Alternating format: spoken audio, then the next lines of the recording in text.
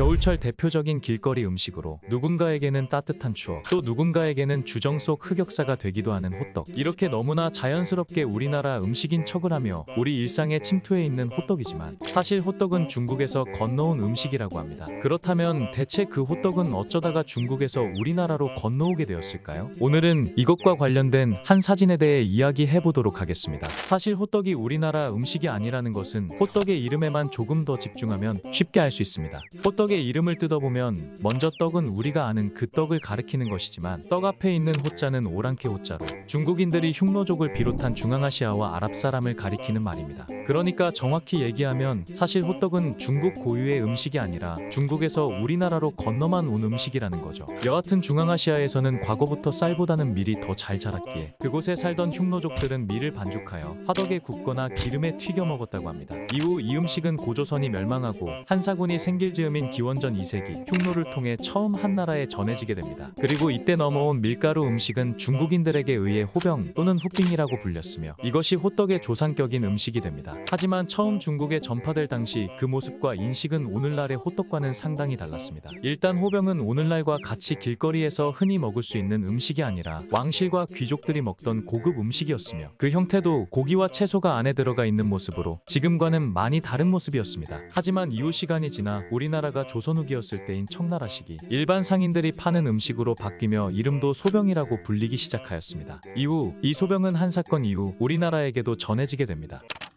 1876년 조선이 일본에 의해서 강제로 개항된 이후 조선은 근대화의 중요성을 깨닫고 나름대로 근대화를 위해서 움직이게 됩니다. 그 결과 조선에서 생산할 수 없는 최신 외국 무기를 들고 외국인에게 교육을 받는 별기군이 만들어지며 나름대로 구색을 갖추어 가는 듯 했지만 가장 중요한 기존의 군인들의 처우 문제는 말 그대로 처참한 수준이었죠. 당시 조선이 나름대로 신식군대를 가지게 되었다고는 하지만 그렇다고 신식군대만 있었던 것은 아니었으며 우리가 교과서에서 들어봤던 훈련도감을 포함한 오용도 아직 존재하고 있었습니다. 하지만 이들은 신식군대의 등장으로 기존의 오용에서 2용으로 그 규모가 줄어들고 이 과정에서 많은 구식군인들이 해고당하게 되었습니다. 그리고 그나마 해고에서 살아남은 군인들마저도 봉급도 제대로 받지 못할 정도로 열악한 상황에 처해 있는 건 마찬가지였죠. 그러던 와중 밀리다 봉급으로 받은 쌀에 모래와 벼껍질이 무더기로 섞여 있는 사건이 발생하자 이를 기점으로 그동안 쌓여왔던 군인들의 분노가 폭발하게 되고 군인들의 반란이었던 이모군란이 발생하게 되죠. 이모군란 당시 제대로 된 대우와 임금을 받지 못한 구식 군인들의 분노는 어마어마했습니다. 그에 반해 조선 정부는 무력하였고 결국 조선은 청나라에게 도움을 통해 반란을 진압하게 되죠. 하지만 남의 힘을 빌린 대가는 막대했고 그 결과 청나라의 내정 간섭은 전과 비교할 수 없을 정도로 가혹해지게 됩니다. 그 예로 청나라 군대가 조선 내에 주둔하기 시작하였으며 청나라 상인들은 조선 안에서 상업에 대한 특권을 가지고 활동하게 되었습니다. 그리고 이때 청나라 군대와 같이 조선에 들어온 청나라 상인들에 의해 소병이 전래되기 시작하죠. 그리고 소병 안에 조청이나 꿀, 흑설탕 등을 넣어 팔게 되고 이것이 인천을 시작으로 종로 등으로 펴지며 오늘날의 호떡이 되었다고 합니다.